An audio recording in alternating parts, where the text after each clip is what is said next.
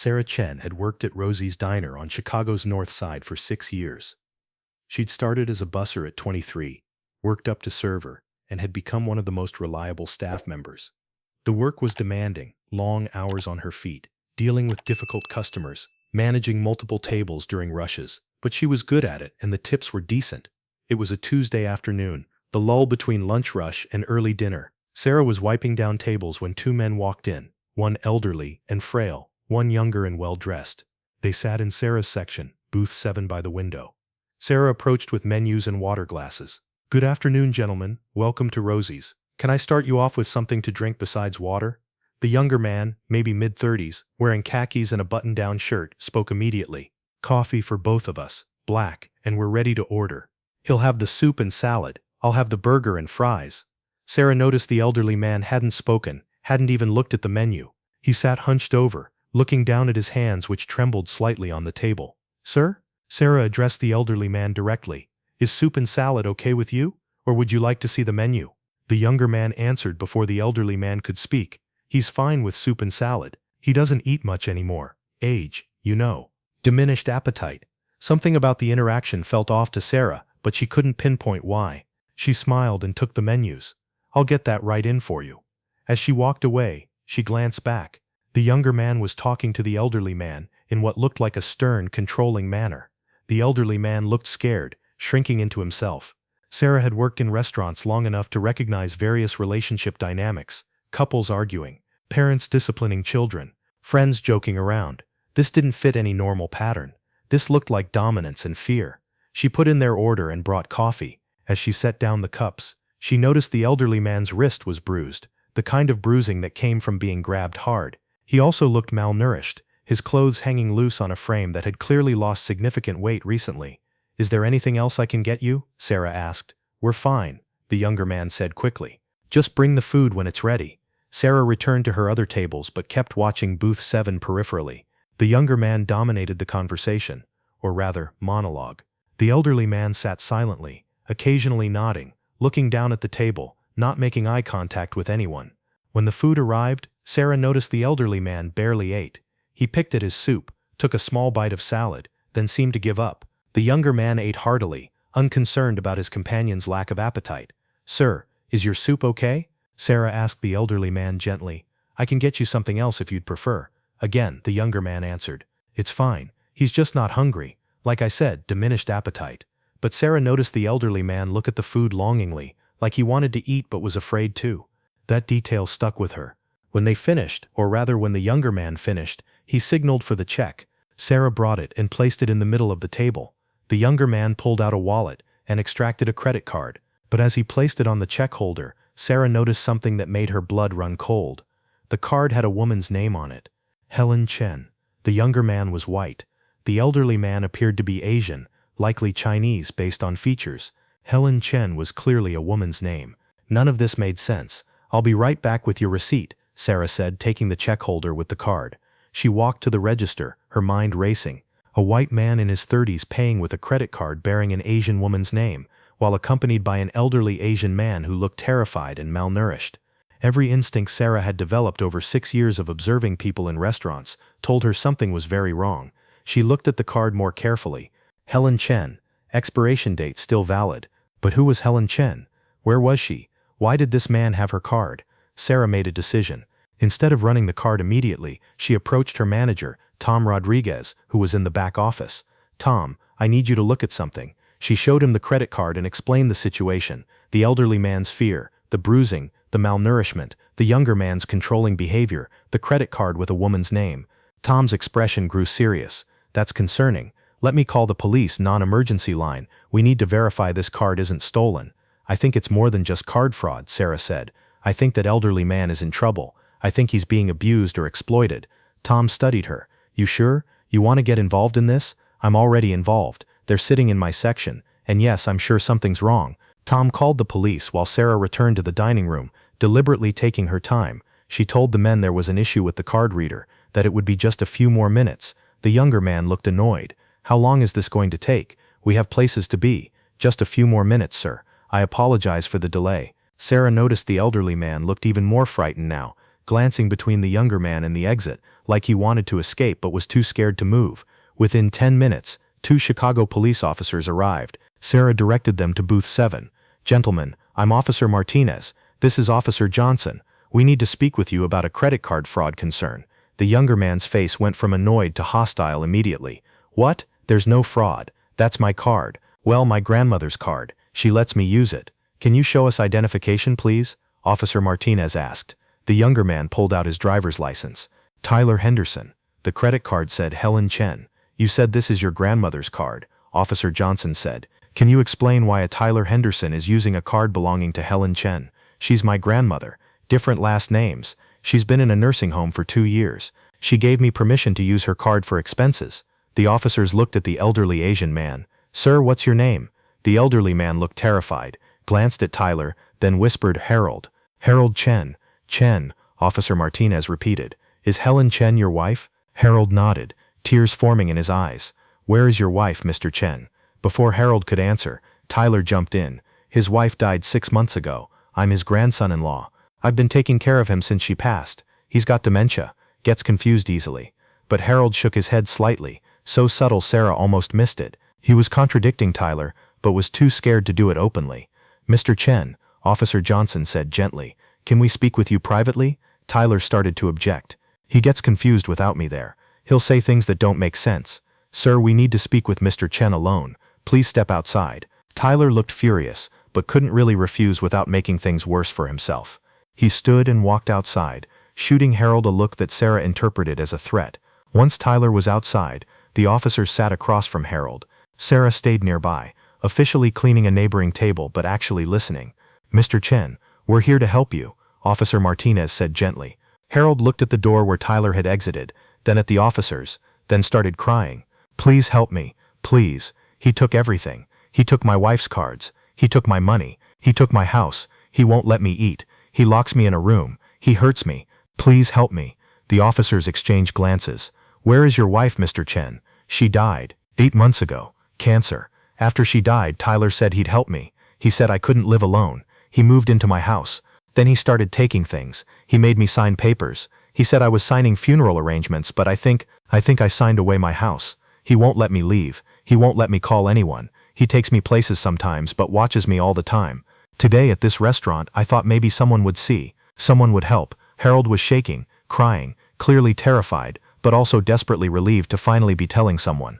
Officer Martinez spoke into his radio quietly, calling for backup and a supervisor. Officer Johnson continued talking with Harold, documenting what he was saying. Sarah felt vindicated that she'd trusted her instincts, but also horrified at what Harold was describing. Financial exploitation, possible kidnapping or false imprisonment, abuse, all hidden behind the facade of a grandson-in-law caring for his elderly relative. Within 20 minutes, Detective Robert Williams from the Chicago PD Elder Abuse and Financial Crimes Unit arrived at Rosie's Diner. Tyler Henderson was being detained outside, protesting loudly about harassment and false accusations. Harold Chen was sitting in booth 7, being gently questioned by Officer Martinez while Officer Johnson took Sarah's statement about what she'd observed. "You noticed the credit card name didn't match? Tyler Henderson using a card that said Helen Chen.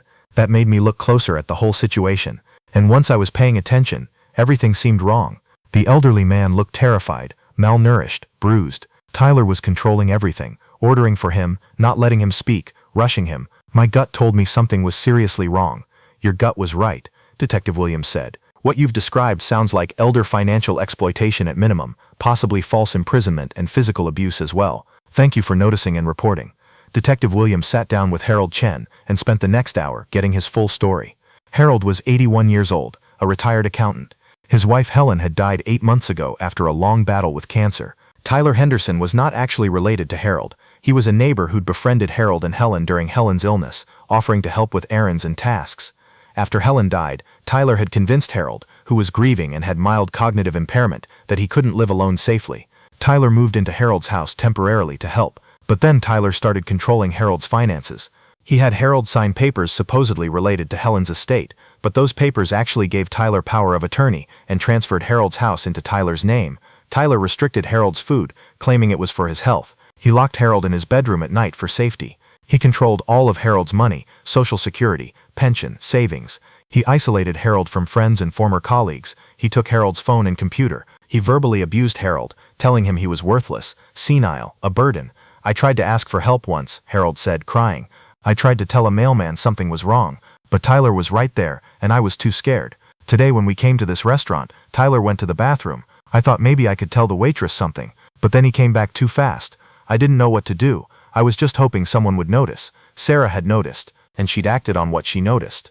Detective Williams examined Harold's physical condition and documented bruising on his wrists and arms, consistent with being grabbed and restrained. Harold was significantly underweight. He showed signs of malnutrition and dehydration. Medical examination would later reveal he'd lost 40 pounds in 8 months, severe weight loss suggesting deliberate food restriction. Financial records told a damning story.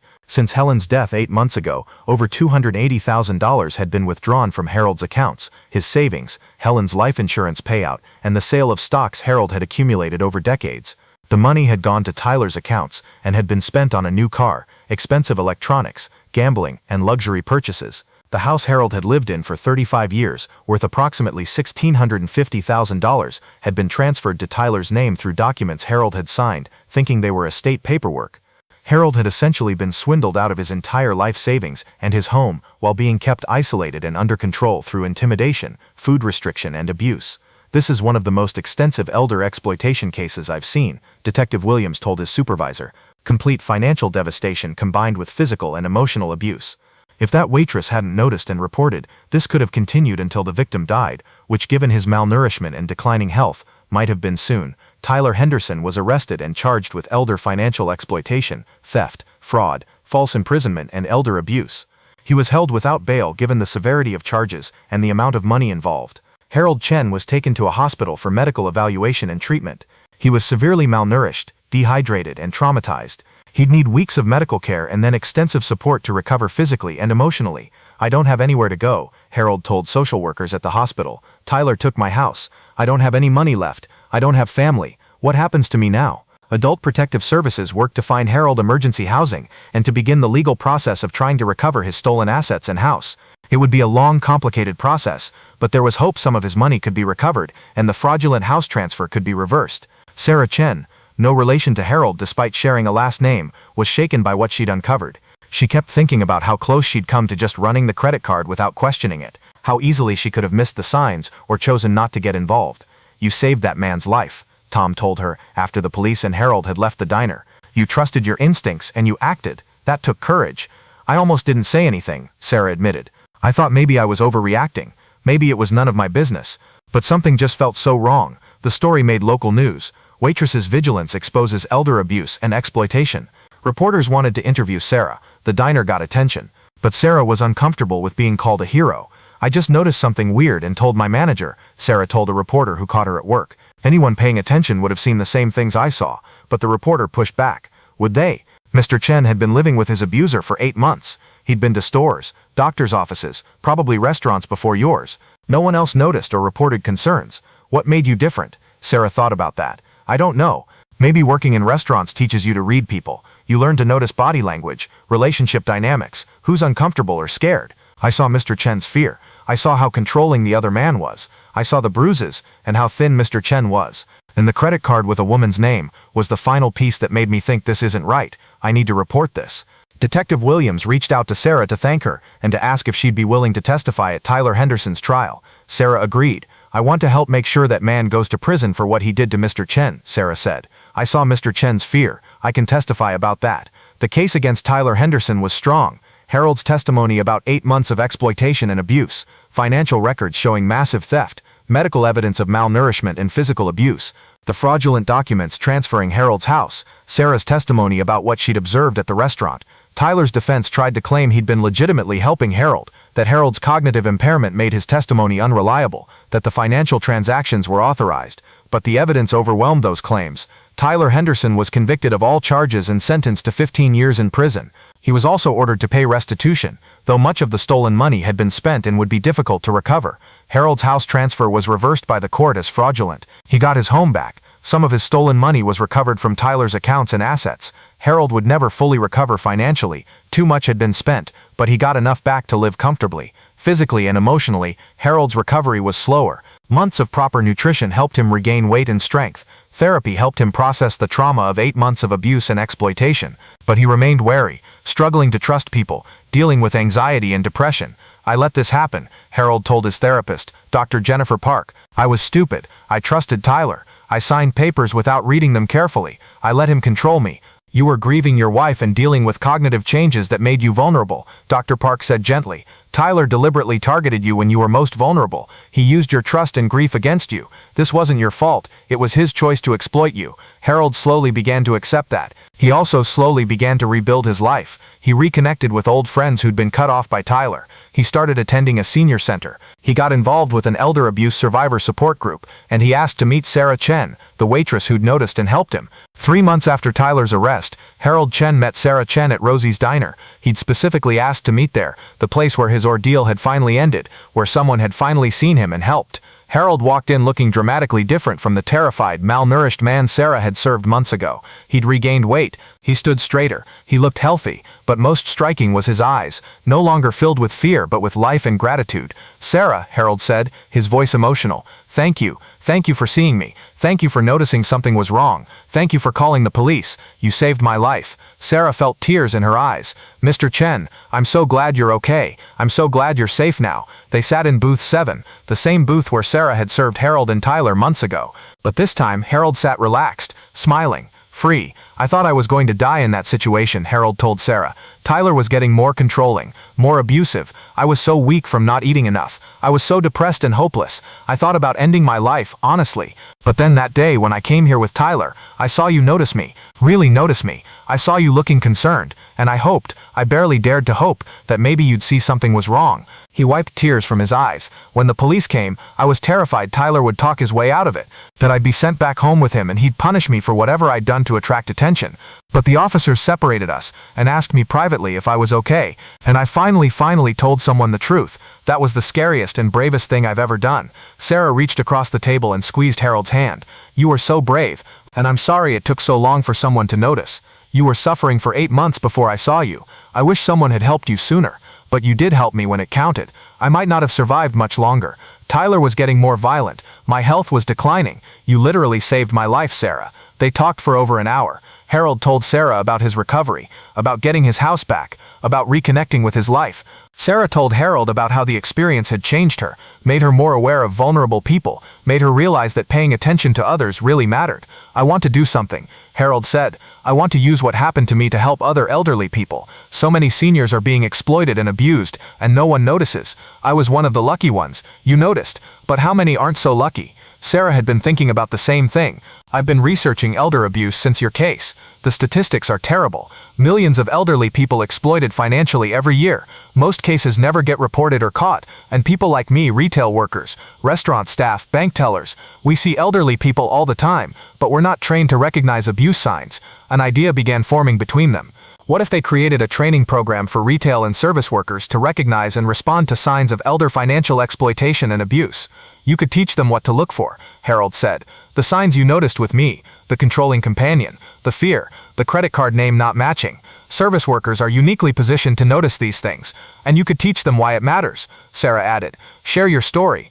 Show them the real human impact of choosing to notice and act versus choosing to look away.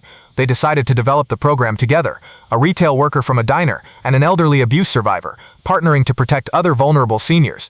Over the next 6 months, Sarah and Harold worked with Adult Protective Services, the Chicago PD Elder Abuse Unit, and elder advocacy organizations to develop comprehensive training for retail and service workers on recognizing elder financial exploitation and abuse. The program, eventually called See the Senior Retail Workers Against Elder Exploitation, covered financial red flags, elderly person trying to use credit cards with other named companion controlling all financial transactions, online elderly person seeming confused about purchases being made, large or unusual transactions for elderly person's typical patterns, companion rushing transactions or preventing elderly person from speaking, physical and behavioral indicators, companion husarder fornalisting spricht on 2 or kerpel piets, quotation, companion husarder fornalisting spricht on 2 or kerpel piet summers, companion husarder fornalisting spricht on 2 or kerpel piet summers, appearing confused, drugged or overly compliant, wearing inappropriate clothing for weather, possibly hiding injuries, relationship dynamics, quotation answers all questions directed at elderly person, companion controls all decision-making, An elderly person appears afraid of companion. Companion shows irritation or hostility toward elderly person. Companion isolates elderly person from interacting with others. Companion isolates elderly person from interacting with others.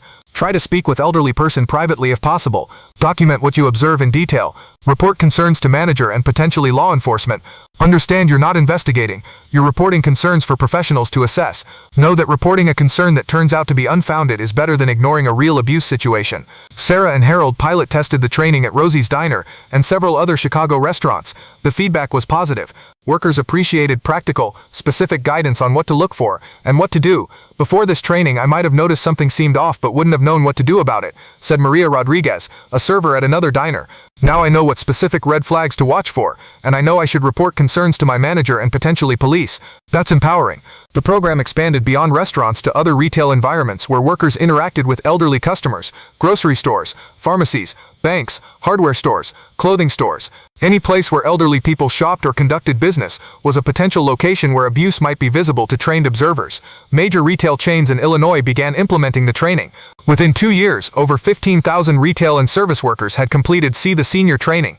The program documented 87 cases where trained workers identified concerning situations and reported them, leading to investigations and 34 confirmed cases of elder exploitation or abuse being stopped. Sarah and Harold have created something transformative, said Janet Martinez, director of Chicago's Adult Protective Services.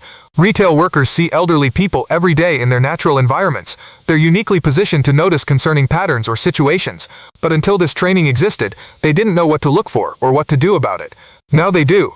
And that's protecting vulnerable seniors. As See the Senior gained attention, Sarah and Harold were invited to expand the program beyond Illinois. They partnered with AARP, the National Adult Protective Services Association, and retail industry groups to adapt the training for national implementation. Sarah, now 31, had left her waitressing job to work full-time for the program as training director. Harold, now 83 and remarkably healthy and active, served as survivor advocate and spokesperson. They traveled to cities across the country delivering training, sharing Harold's story, teaching retail workers to recognize exploitation, and creating networks of aware observers looking out for vulnerable seniors. Elder exploitation is a hidden epidemic, Harold would tell audiences. It's happening in every community, in every city. Elderly people are being financially exploited by family members, caregivers, and predators like Tyler, who target vulnerable seniors. Most cases never get reported because the abuse happens privately and victims are too scared, ashamed, or confused to ask for help. That's why outside observers, people like Sarah, are so important. You might be the only person positioned to see something's wrong and get help for a victim. Sarah would follow with practical training on what to look for and how to respond. You're not investigators. You're not required to be certain something's wrong. But if you notice red flags, if an elderly customer seems afraid, confused, controlled, or if financial transactions seem suspicious, report it. Call your manager. Call Adult Protective Services. Call police if you think there's immediate danger. Let professionals investigate. Your role is just to notice and report. They shared case studies, some from Harold's experience, others from cases they'd consulted on, where retail worker intervention had protected seniors. Each story illustrated the power of paying attention and the catastrophic consequences when people chose to look away. One particularly compelling case involved a bank teller in Ohio who'd noticed an elderly woman being pressured by her son to withdraw large amounts of cash from her savings account. The elderly woman seemed confused and upset. The son was insistent and controlling. The teller, who'd taken See the Senior training, recognized red flags and reported concerns to her manager, who called police. Investigation revealed the son was exploiting his mother, who had dementia, by systematically draining her accounts. He was arrested, and the mother was placed in protective care with her remaining assets secured. That bank teller saved that woman from complete financial ruin, Sarah told training audiences, because she'd been trained to recognize exploitation indicators, and she trusted her instincts enough to report concerns. That's the power you have. That's what we're teaching you to use. The training also addressed common hesitations people had about reporting. What if I'm wrong? Then investigators will determine that, and no harm is done. The cost of a false report is minimal, some temporary inconvenience. The cost of not reporting when your suspicions are correct is an elderly person continuing to be exploited or abused. It's not my business. Elder abuse is everyone's business.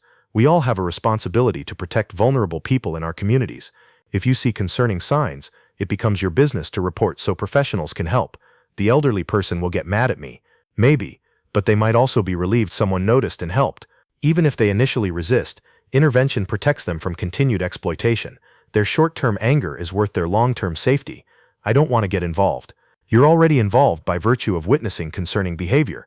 Choosing not to report is still a choice that allows potential abuse to continue. Choose to protect vulnerable people instead, but the work faced challenges.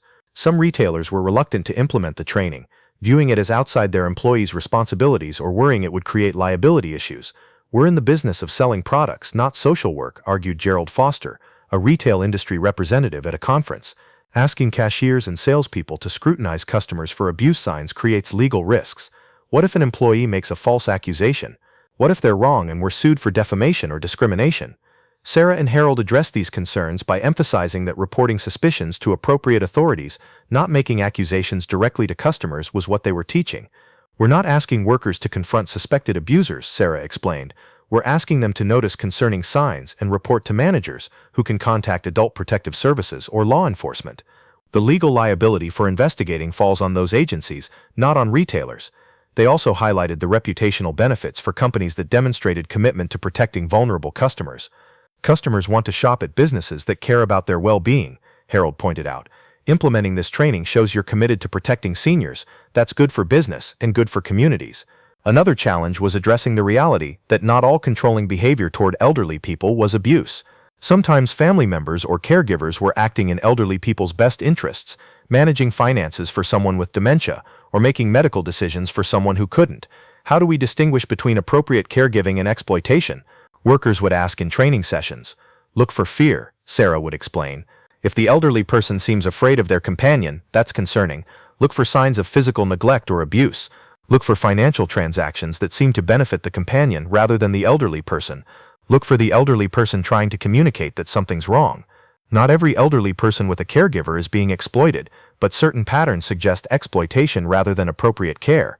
The training incorporated nuanced discussions about these distinctions, helping workers recognize the difference between a loving family member helping an elderly relative versus a predator exploiting a vulnerable senior. The constant focus on elder abuse took an emotional toll on both Sarah and Harold. Sarah heard story after story of exploitation and abuse in her training work. Harold had to repeatedly relive his own trauma by sharing it publicly. I'm grateful I can use my experience to help others, Harold told his therapist, Dr. Park. But it's exhausting telling my story over and over. Each time I relive those 8 months of fear and suffering. Sometimes I wonder if the advocacy work is worth the psychological cost. Dr. Park helped Harold understand that his feelings were valid and that he needed to set boundaries. You're allowed to take breaks from advocacy. You're allowed to say no to speaking engagements. Your first responsibility is to yourself, to your healing and well-being. The advocacy work is meaningful, but it shouldn't come at the cost of your mental health. Harold started being more selective about speaking engagements, taking months off between trainings to focus on his own life and healing. He traveled, finally able to enjoy the retirement he'd planned before Tyler's exploitation, spent time with friends, pursued hobbies he'd neglected. Sarah also experienced burnout from the intensity of the work. She'd left a relatively simple waitressing job for demanding advocacy work that required extensive travel, public speaking, and constant exposure to elder abuse cases. I thought saving Mr. Chen would be the end of the story, Sarah told her partner David, during a particularly difficult week. Instead, it's become my whole life. I'm grateful for the impact we're having, but I'm also exhausted. I miss the simplicity of just serving food and going home at the end of a shift. David encouraged her to set boundaries and delegate responsibilities. You've built something important, but you don't have to personally do everything. Hire staff, train other trainers, create systems that don't depend entirely on you. That's how movements sustain themselves. Sarah took that advice. She hired 2 full-time trainers to deliver See the Senior programs, reducing her own travel schedule. She developed online training modules that could reach thousands without requiring her personal presence. She built organizational capacity that would allow the work to continue even if she stepped back. I'm learning that sustainable advocacy requires self-care, Sarah told a mentoring group of younger advocates. You can't pour from an empty cup. You can't help others if you're burned out. Take care of yourselves. Set boundaries. Build systems. Don't try to do everything alone. 10 years after Sarah noticed Harold Chen's fear at Rosie's Diner, the ripples from that one observation continued spreading outward in ways neither could have imagined. See the Senior had trained over 100,000 retail and service workers across 43 states. The program had documented 847 cases where trained workers identified and reported suspected elder exploitation or abuse. Of those, 412 were confirmed cases that resulted in interventions, elderly people removed from abusive situations, assets recovered, exploiters arrested and prosecuted. But beyond the documented cases were countless others that were harder to quantify. How many potential predators had been deterred because they knew retail workers were trained to notice exploitation? How many elderly people had been protected because family members knew someone might report concerning behavior? The preventative impact was impossible to measure but likely significant. The program had also inspired similar initiatives in other countries. Canada, the UK, and Australia had adapted See the Senior for their contexts. International elder advocacy organizations were working on versions for other nations. Sarah and Harold's work has become a global model, said Dr. Robert Martinez, director of the International Network on Elder Abuse. They demonstrated that ordinary citizens, not just social workers or law enforcement, can be trained to recognize and report elder exploitation. That insight has transformed how countries approach elder protection. But perhaps the most profound impact was on the individual lives saved and rebuilt. Sarah and Harold maintained contact with many of the seniors whose exploitation had been stopped because of trained retail workers noticing and reporting. One was Margaret Sullivan, an 84-year-old woman whose home health aide had been forging her signature on checks and draining her accounts. A grocery store clerk who'd taken See the Senior training noticed the aide using Margaret's credit card for personal purchases, while Margaret seemed unaware. The clerk reported concerns. Investigation revealed systematic theft, and Margaret was protected before losing everything. "I didn't even know I was being stolen from," Margaret told Sarah when they met at a survivor support group. "The aide seemed so nice, so helpful. I trusted her, but she was stealing from me for over a year. If that grocery clerk hadn't noticed and reported, I would have lost everything. She saved my financial security." Another was Thomas Wong, an 86-year-old man whose nephew was using a fake power of attorney to access Thomas's accounts and sell his belongings. A bank teller trained in the program noticed the nephew making suspicious transactions and that Thomas seemed confused and frightened. The teller reported concerns. Investigation revealed fraud, and Thomas's assets were secured. "The bank teller asked me directly if I'd authorized my nephew to access my accounts," Thomas said. "I was so scared of my nephew that I almost lied and said yes, but she seemed genuinely concerned. She created a space where I felt safe telling the truth. That saved me." These stories, and hundreds like them, represented the real impact of Sarah and Harold's work. Not just statistics and training numbers, but actual human lives protected from exploitation, poverty, and suffering. 15 years after that Tuesday afternoon at Rosie's Diner, Sarah Chen was 44 years old and Harold Chen was 88. Their unlikely partnership had created a national movement, but they'd also evolved their approach based on 15 years of experience. "We realized early on that just training people to recognize exploitation wasn't enough," Sarah explained at a conference. "We also needed to ensure that when people reported concerns, there were adequate resources to investigate and intervene. What good is training thousands of people to spot elder abuse if adult protective services is so underfunded they can't respond to reports?" Sarah and Harold had become advocates not just for awareness training but for systemic reform, increased funding for elder protection services, stronger legal penalties for elder exploitation, better support systems for victims, and preventative programs addressing root causes. They'd worked with state legislatures to pass laws making elder financial exploitation easier to prosecute. They'd lobbied Congress for increased federal funding for adult protective services. They'd advocated for banks and financial institutions to implement additional safeguards protecting elderly customers. "Elder exploitation is a systemic problem requiring systemic solutions," Harold told a Senate committee. "Training retail workers helps, but we also need adequately funded protective services, strong laws with serious penalties, financial institutions with better safeguards, and support systems for vulnerable seniors. Awareness alone isn't enough. We need comprehensive reform." Their advocacy contributed to significant policy changes.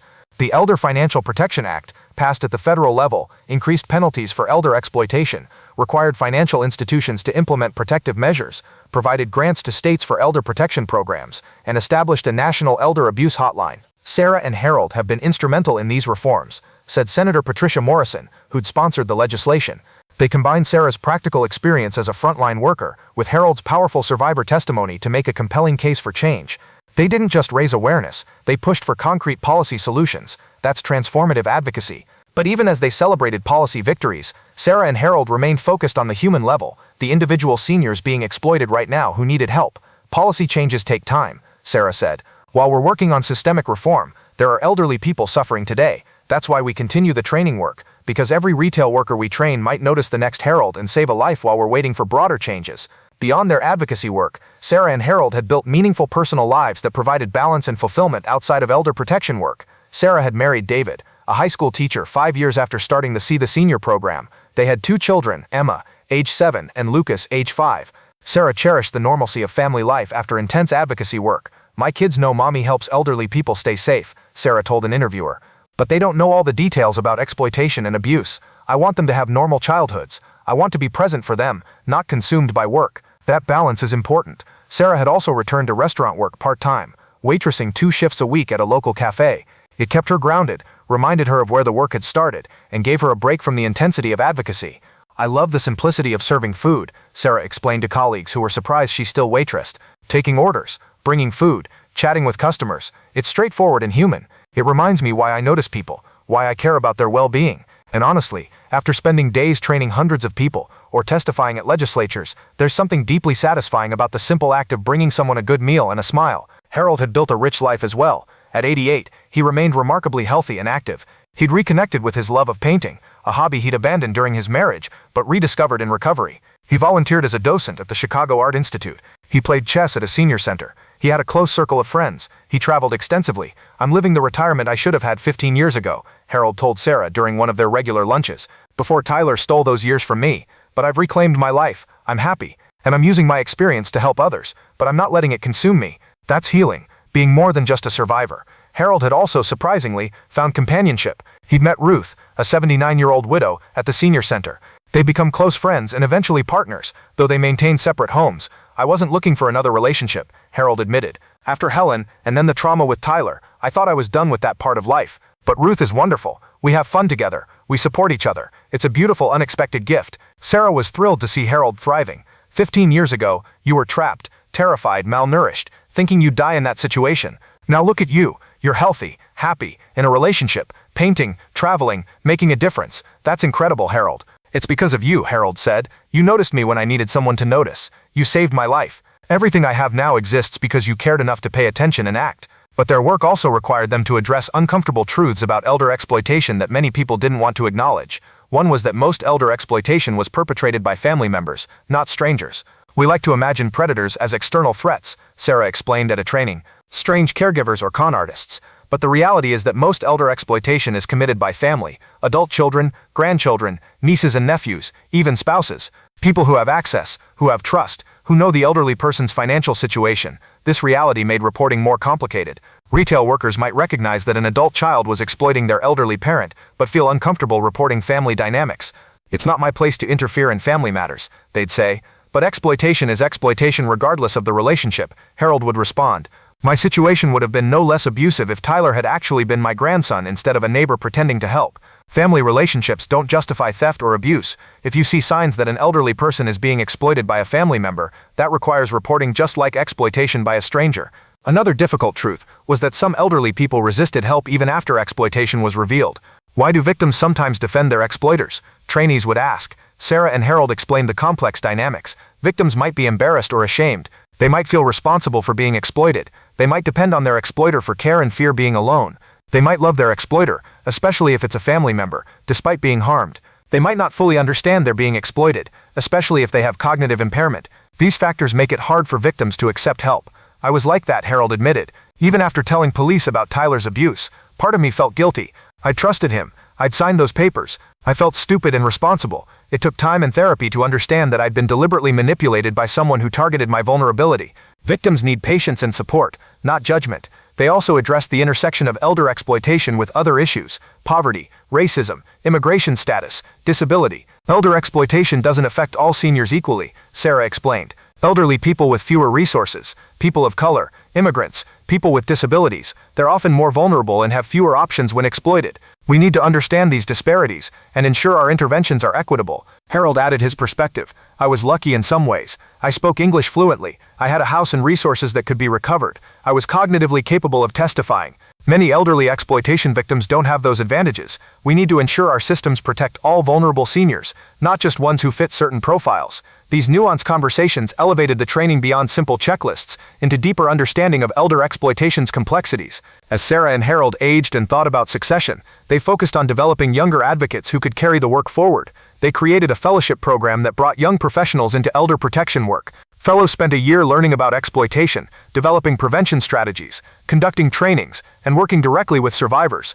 One fellow, Maya Patel, had a personal connection to the issue. Her grandfather had been exploited by a caregiver who'd stolen his identity and accumulated massive debt in his name. I watched what that did to my grandfather, Maya told Sarah. The financial devastation, the violation of trust, the shame. I want to prevent other families from experiencing that. Maya eventually became See the Seniors Director of Training, taking over Sarah's role in delivering programs and managing the expanding initiative. Under Maya's leadership, the organization reached new demographics: younger workers in gig economy roles, workers in immigrant communities, workers in rural areas previously underserved by training.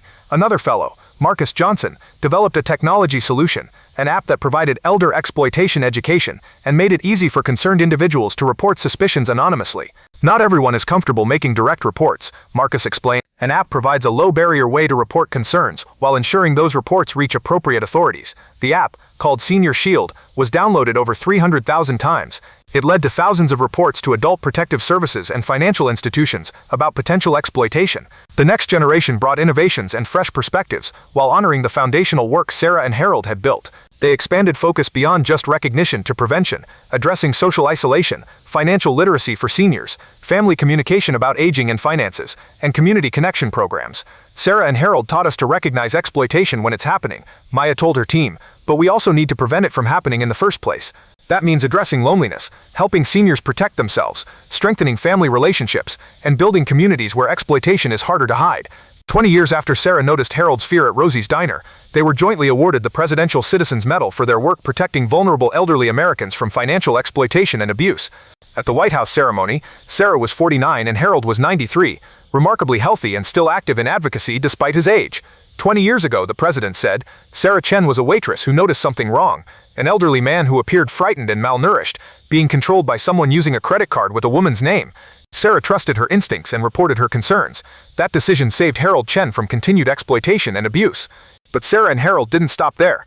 They used that experience to create a national movement training over 150,000 retail workers to recognize elder exploitation, leading to thousands of interventions protecting vulnerable seniors. After the ceremony, reporters asked their usual questions. How does it feel to be recognized as heroes? Sarah gave her standard response. We're not heroes. I was a waitress who noticed something concerning and told my manager. Harold was a survivor who found courage to tell the truth. What we are is committed to ensuring other elderly people get noticed and helped before they lose everything. But Harold added something new. I'm 93 years old. I've lived through a lot, a good marriage, a career I enjoyed, then the trauma of exploitation, then 20 years of recovery and advocacy. If someone had told me at 81, when I was trapped and terrified, that I'd live to 93 and spend my later years helping other seniors and being recognized by the president, I wouldn't have believed it. Sarah gave me a future I never thought I'd have. That's worth recognizing. Privately, away from cameras and ceremonies, Sarah and Harold reflected on 2 decades of friendship and shared purpose. Do you ever regret getting involved?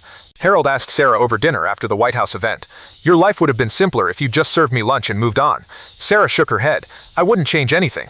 Yes, the work has been demanding. Yes, I've sacrificed time and energy, but I've also been part of something meaningful.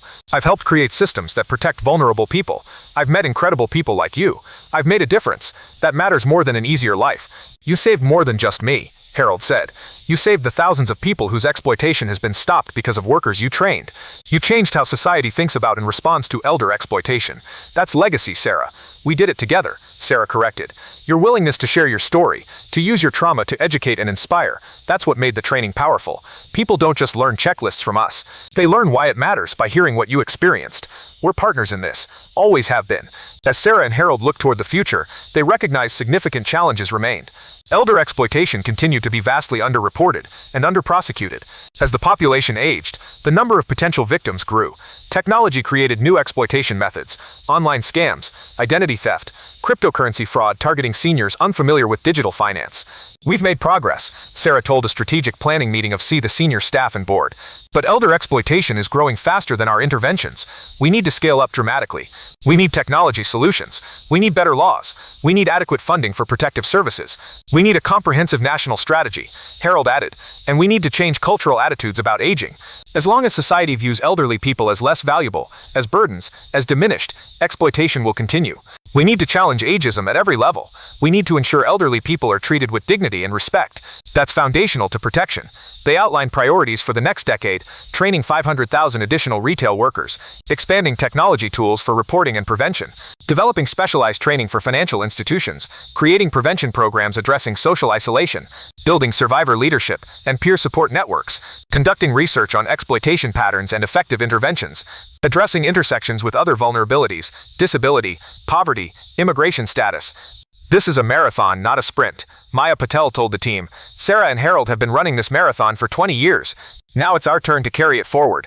We'll face setbacks and challenges, but we keep moving forward because every elderly person we protect matters.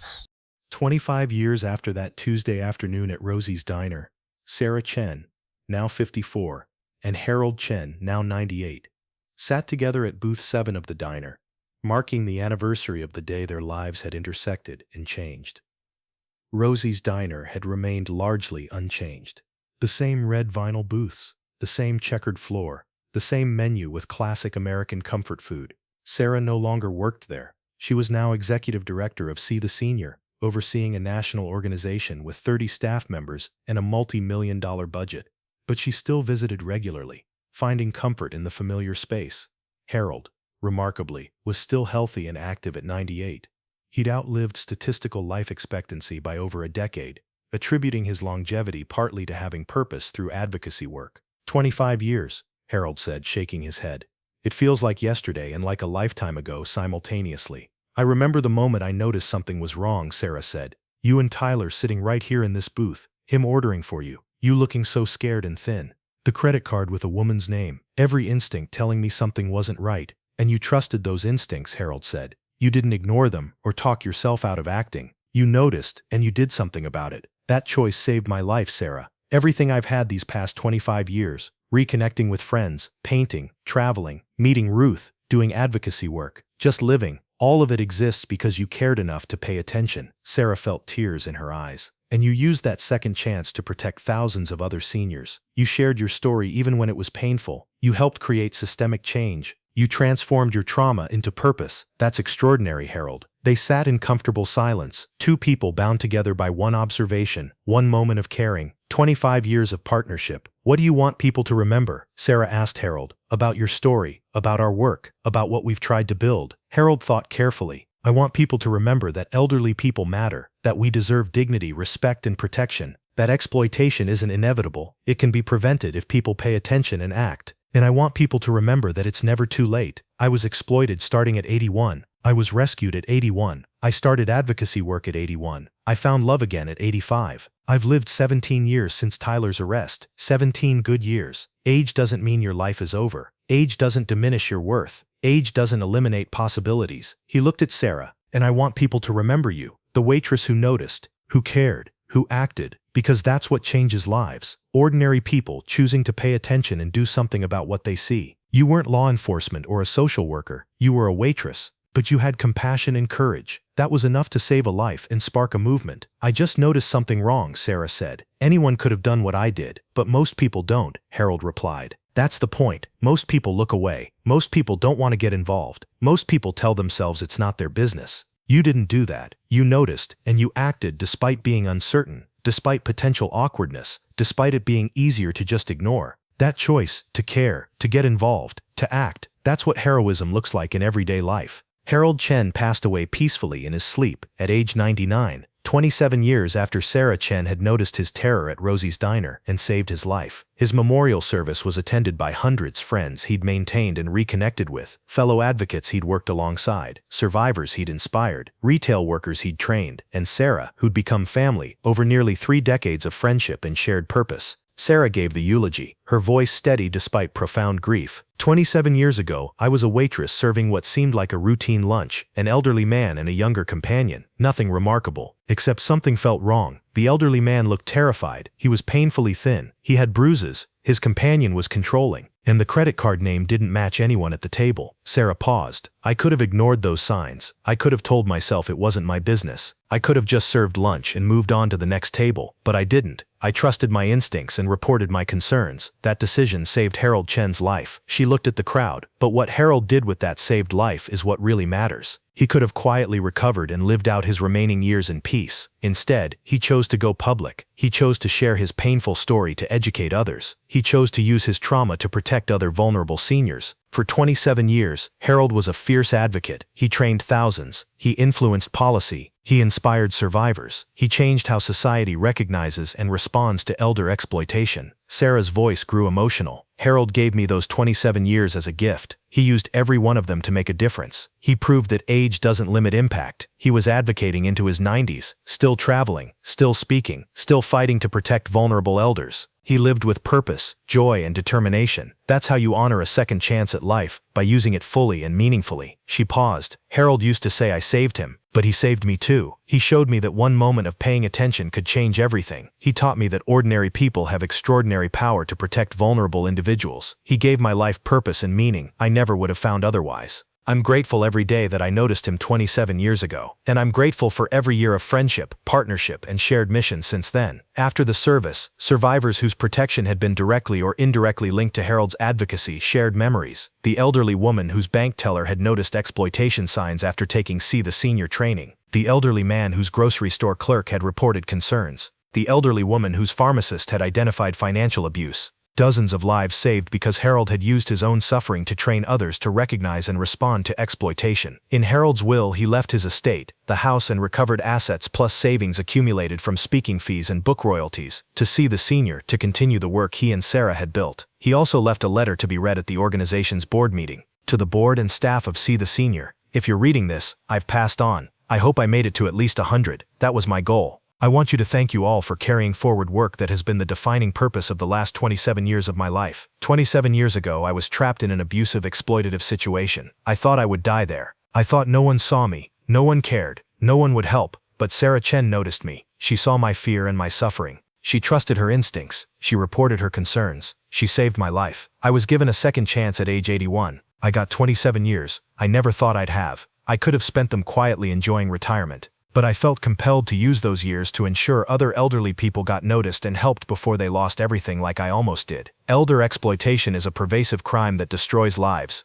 Elderly people are targeted by family members, caregivers, and predators who see vulnerability as opportunity. Most cases are never reported. Most victims never get help. That's unacceptable. Your work, our work, is to make exploitation visible. To train ordinary people to recognize it, to create systems that protect vulnerable seniors, to change laws and policies, to shift cultural attitudes about aging and elderly people's worth. Continue the training, continue the advocacy, continue supporting survivors, continue pushing for systemic change, continue believing that every elderly person deserves dignity, respect, and protection. And remember, one person noticing can change everything. Sarah noticed me. Thousands of retail workers we've trained have noticed other victims. Keep teaching people to notice. Keep empowering them to act. That's how we protect vulnerable people. I've lived a good life. The years after my rescue were among the best. I found purpose, made a difference, built meaningful relationships, experienced joy. Sarah gave me those years. Now I'm passing the work to you. Thank you for everything. Keep fighting for vulnerable seniors. They deserve advocates like you. With gratitude and hope, Harold Chen. Sarah read the letter through tears, then looked at the board members and staff assembled.